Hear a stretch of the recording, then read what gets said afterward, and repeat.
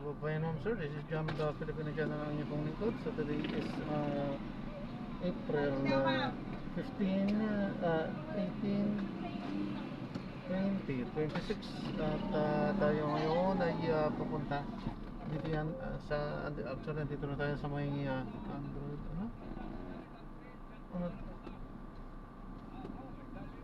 Android Dorothy.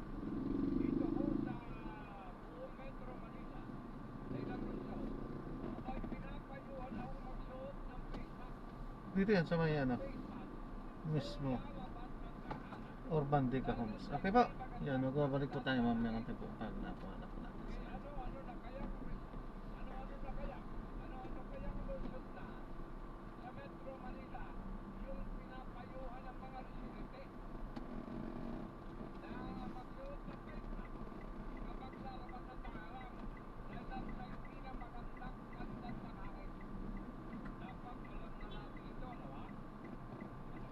Dadalhin pala natin ito sa may SM Mall of Asia. Parang may 76 pa sa yan.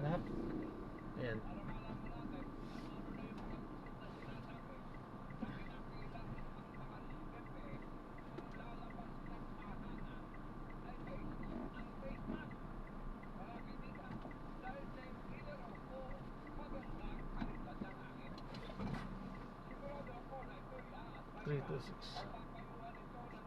Magbabalik po tayo mamaya.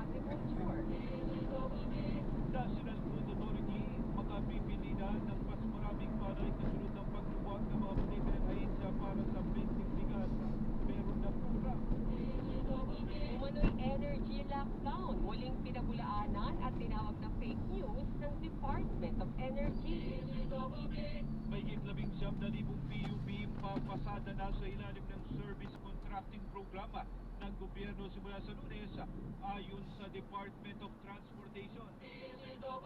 US President Donald Trump mayroon naman ng good news sa Iran kaugnay ng peace talks o usapang pangkapayapaan na layong wakasan na ang digmaan sa gitnang silangan. 15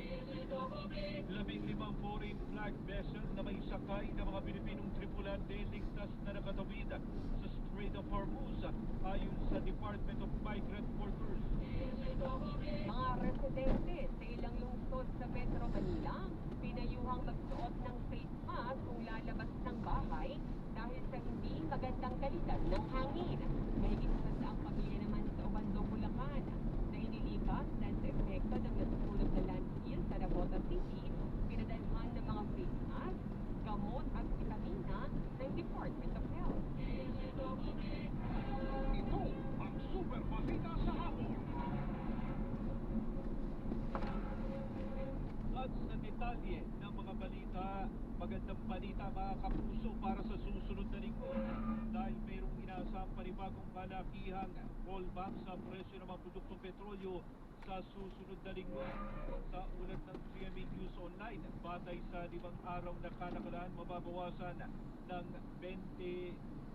24 pesos hanggang 26 pesos ang presyo ng kada litro ng diesel, 2 piso at 50 sentimo hanggang 3 piso at 50 sentimo naman ang bawas sa presyo ng kada litro ng Karawa ako lang kabal ko.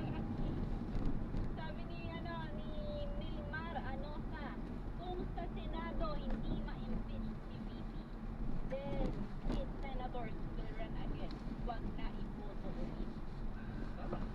Diba, parang ano na lang naman parang kumbaga lessons learned, diba, na tawag dito ganito na yung nangyayari, ganito na yung usad ng mga hearing, ganito kabagal yung mga kaso, yung mga dumadaan sa Senate, di ba? Parang yung mga bagay na kailangan ng mas prioridad, hindi natin inuuna, bakit pa natin iboboto ulit, di ba? Kapag tumakbong senador, huwag na iboto ulit, lalo na kung tatakbo ng mas mataas pang posisyon, Kaya nga. di ba? So ito sabi ni Sherry Monica sa YouTube, love is lovely. Oo, kami din eh. Sabi naman ni Louis Basco, proud na proud tayong tumindig para labanan ng fake news at korupsyon.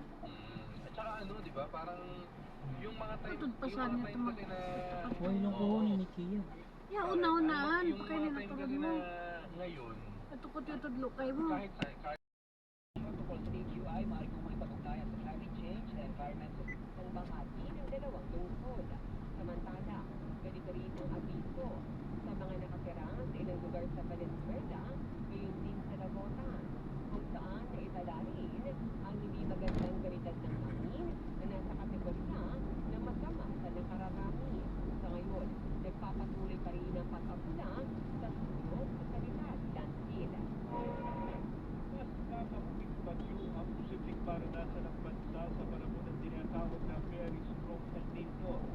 Pero sinabi ni Ana Lisa Sumisa, Eminent Climate Monitoring and Prediction Section ng Climatology and Agrometeorology Division na pag-asa na posibleng mas mapapinsala ang mga bagyo.